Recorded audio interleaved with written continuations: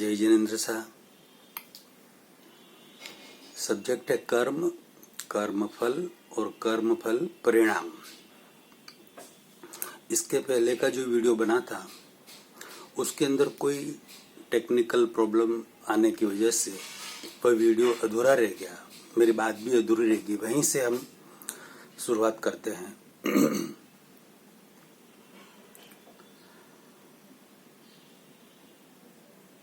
जो ये बात हमारी हो रही थी, जो हम क्रिया करते हैं फिर वह शुभ हो या अशुभ हो, कोई भी क्रिया यानी कि स्थूल रूप से दिखने वाली जो भी क्रिया है, मन से, वचन से, पांचों इंद्रियों से, काया से,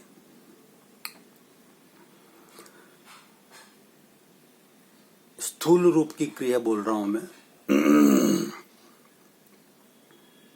वो सारी क्रिया करते समय आप आज दिन तक ये समझ रहे थे, ये मान रहे थे कि हम जैसे शुभ क्रिया को लेकर कोई पूजा पाठ, माला जप वगैरह जो भी कर रहे हैं, सामायिक वगैरह,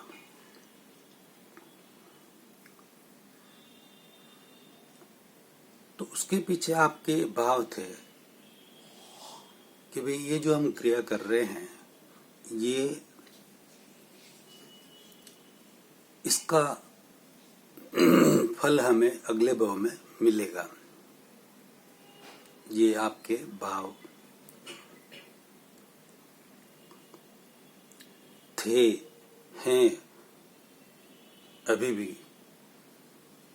मैं सबकी बात नहीं कर रहा हूं, उसमें से आप अपवाद अलग हो सकते हैं। आपको पता हो कि भाई ये क्रिया नहीं है, प्रतिक्रिया है।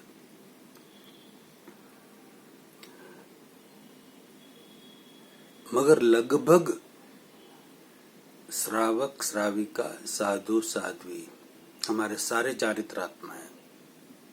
सबको, मेरी बहुत सारों से बात भी हुई है तो पता चला मुझे, वो भी यही जान रहे कि हम जो ये क्रिया कर रहे हैं, हम विहार कर रहे हैं, साधुपना पाल रहे हैं, गोचरी जा रहे हैं भिक्षा लेने के लिए, गोचरी कर रहे हैं, कुछ स्वाध्याय कर रहे हैं, कुछ पढ़ रहे हैं, समझ रहे हैं, व्याख्यान दे रहे हैं,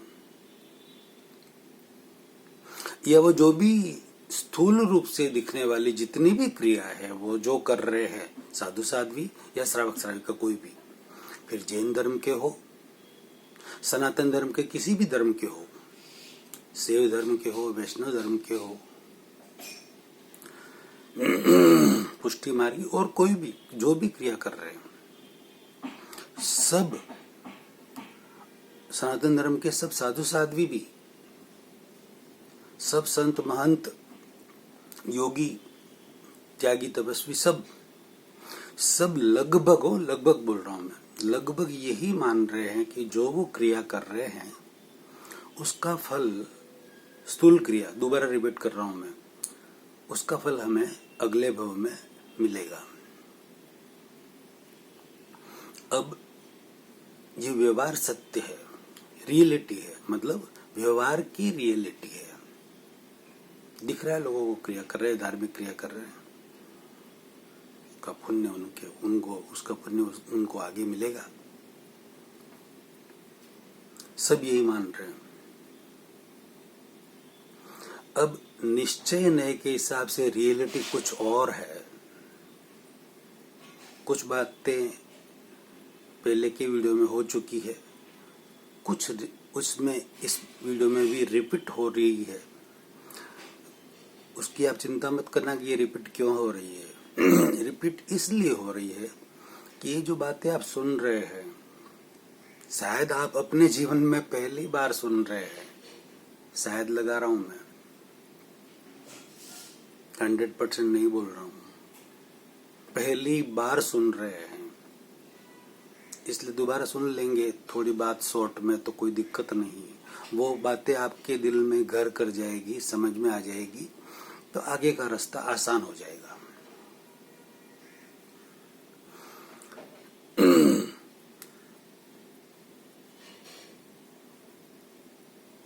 पूर्व भव में आपने जो क्रिया की थी, कर्म किए थे,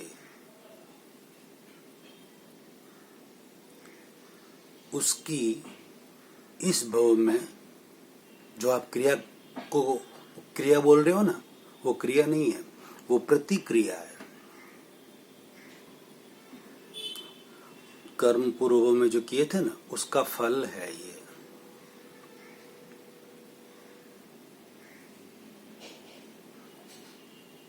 शायद पहली बार सुन रहे हैं आप, आश्चर्य भी लगेगा, बहुत आश्चर्य होगा, मगर रियलिटी यही है। हर क्रिया की प्रतिक्रिया होती है, ये सिद्धांत है, नियम है, इसे कोई चेंज नहीं कर सकता। ये हमारे भगवान ऋषभ से लेकर महावीर स्वामी तक का सिद्धांत है। हर क्रिया की प्रतिक्रिया होती है। तो उनके जीवन में भी जितने भी दुख हुए भगवान महावीर स्वामी को, वो उनके पूर्व भव में किए हुए कर्मों का परिणाम है, कर्मों का फल है। सॉरी क्रिया पूर्व भव में उन्होंने की थी, कर्म किए थे, उस क्रिया की प्रतिक्रिया उनको इस जीवन में मिली। कानों में कीले वगैरह कूटे गए।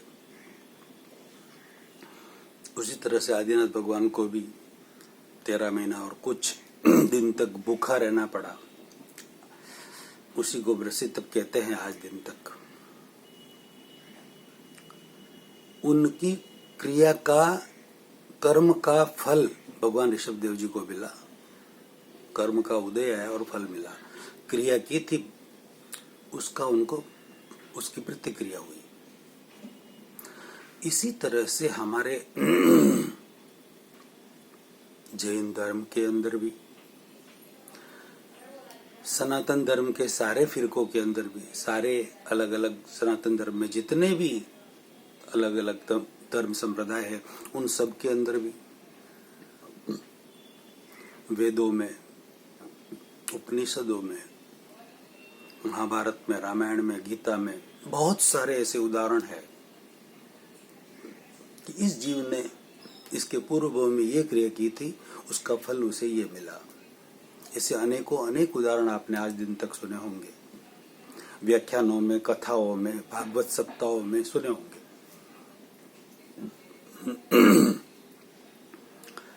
और ये कर्म के जो वीडियो जितने भी बन रहे हैं, कर्म, कर्मफल और कर्मफल परिणाम के, ये मानव मात्र के लिए, कोई जैन के लिए नहीं है, ये कोई अजैन जितने भी है दूसरे, मतलब मानव मात्र में सब आ गए। पूरे वर्ल्ड के 800 करोड़ लोग सब आ गए, सबके लिए है ये। इसमें धर्म जैसा क्या है? क्रिया की प्रतिक्रिया, साइंस, प्योर साइंस, सारे विज्ञान की बातें हैं। साइंटिस्ट न्यूटन का सिद्धांत है कि हर क्रिया की प्रतिक्रिया होती है। मेरी मैक्सिमम बातों में मैक्सिमम साइंस का ही प्रयोग होता है, हो रहा है, और साइंस के प्रयोग के अनुसार ही मैं मैक्सिमम बातें कर रहा हूँ। थियरी नहीं, प्रैक्टिकल बातें करके अच्छी तरह से मैंने प्रूव किया है इन पीछे की वीडियो में कि हर क्रिया की प्रतिक्रिया होती है। शरीर से अलग होती है, मन की अलग होती है, वाणी की अलग होती है, वो सारी प्रूव की है। साइंस की बातें हो रही है, और साइंस तो मानव मात्र के लिए है, उसमें जैन अजैन कहां से आए? तो आज दिन तक सब यही मान रहे थे कि हम क्रिया कर रहे हैं, लेकिन वो क्रिया नहीं है, वो प्रतिक्रिया है। पूर्व में की हुई क्रिया की प्रतिक्रिया है, पूर्व में किए हुए कर्मों का परिणाम है, पूर्व में किए हुए कर्मों का फल है। पूर्व में जो आपने एक्शन किया था उसका रिएक्शन है।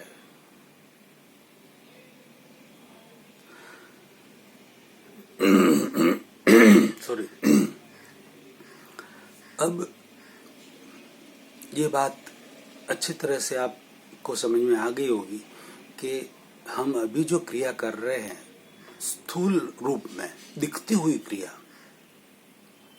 यानी कि आप कोई भी क्रिया, धार्मिक क्रिया दिखती हुई जो भी कर रहे हैं ना, सारी क्रिया, उसको ही आप अगले भव का कर्म बंधन मान रहे हैं। स्थूल क्रिया को भी अभी तक मान रहे हो ना, मान रहे हो, लेकिन वैसा नहीं है, वैसा नहीं है, वो अगले भव का बंधन नहीं है। स्थूल क्रिया जो आप कर रहे हैं बाहरी, वो अगले भव का बंधन नहीं है, अगले भव के कर्मों का बंधन नहीं है, नहीं है, नहीं है। उसे हम प्रूव करते हैं। पहले मैंने कर लिया, फिर भी वापस प्रूव करते हैं उसे। जैसे आप बैठे बैठे मंत्र जाप माला वगैरह कुछ भी कर रहे हैं, घंटा, आधा घंटा, 15 मिनट किया, बोल के कर रहे हैं, होठ भी हिल रहे हैं, बोल भी रहे हैं, थोड़ा बहुत सुनाई भी दे रहा है, या भले आप मन में भी कर रहे हैं। कहते हैं ना कि माला तो कर में फिरे, जीभ फिरे मुख माही, मनुआ तो दो दिसी फिरे, ये तो सुमिरन नाही। माला हाथ में फिर रही है, जीभ मुंह में फिर रही है, मन 10 दिशाओं में फिर रहा है, इसको कैसे सुमिरन कह सकते हैं? तो बाहर की क्रिया आपको जो कोई भी देखेगा कि हाँ माला गिन रहे हैं, और मन 10 दिशाओं में घूम रहा है, चित्त भटक रहा है। तो बाहर की जो क्रिया आपकी हो रही है ना, उससे या 15 मिनट में एक माला आपने फेरी, जाप किया आधे घंटे में, घंटे भर में, उसमें से आपका मन उस माला के भीतर जो आप बोल रहे हो उसके भीतर, यानी कि कथनी और करनी जो कर रहे हैं वैसा ही कथनी है आपकी, कथनी करने की समानता है। उतने समय के लिए उसका शुभ फल आपको मिलेगा, और कथनी करने की असमानता हुई तो उसका आपको अशुभ फल मिलेगा। माला तो भगवान के नाम की गिन रहे हैं, और मन अशुभ प्रवृत्तियों में 10 दिशाओं में भटक रहा है, चित्त भटक रहा है। तो कर्म का जो बंधन है ना, वो इन स्थूल क्रियाओं से नहीं है, क्रियाकांड से नहीं है।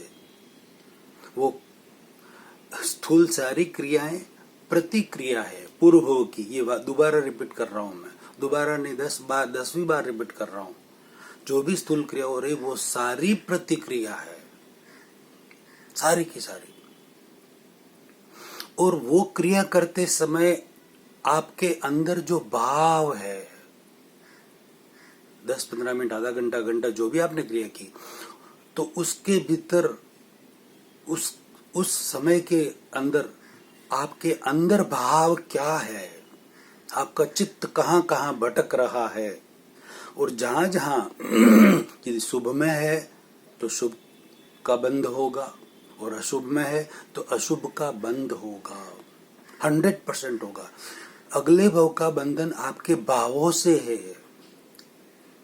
सूक्ष्म क्रिया अंदर हो रही है, सूक्ष्मतम कह दें जो भाव है वो अंदर हो रहे, उससे बंधन है अगले भाव का, न कि उन बाहरी क्रियाओं से बंधन है।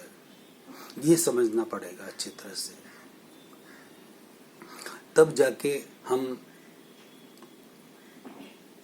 आज दिन तक जो समझ रहे थे तो उससे कुछ अलग हट के समझना पड़ेगा, तभी जाकर हम आगे बढ़ पाएंगे। अगला एक बहुत बड़ा प्रश्न है, इससे भी और गूढ़ रहस्य और है कर्म के, वो भी हम आगे की वीडियो में लेंगे। और एक बहुत बड़ा प्रश्न है कि अभी जो जितने भी पद किसी भी श्रावक श्राविका को, साधु साध्विक को मिले हुए हैं, वो सब जितने भी बड़े छोटे बड़े जगह, वो सब यही मान रहे हैं कि हाँ मैं ये हूं, मैं वो हूं, मैं ये हूं, मगर उसके पीछे का रहस्य, गूढ़ रहस्य क्या है, वो हम अगले वीडियो में बात करते हैं। जय जिनेंद्र साहब, ये गूढ़ रहस्य वाला वीडियो आप लाखों करोड़ों व्यक्तियों को शेयर कर अनुमोदना का पुण्य कमाए। क्या आपको नहीं लगता ये वीडियो लाखों करोड़ों व्यक्तियों को शेयर करना चाहिए? यदि हाँ लगता है तो जरूर शेयर करावे, तो लाखों करोड़ों व्यक्तियों का आत्म कल्याण होगा, रियलिटी उनको समझ में आएगी। आज दिन तक वो क्या समझ रहे थे और रियलिटी क्या है। जय जिनेंद्र साहब।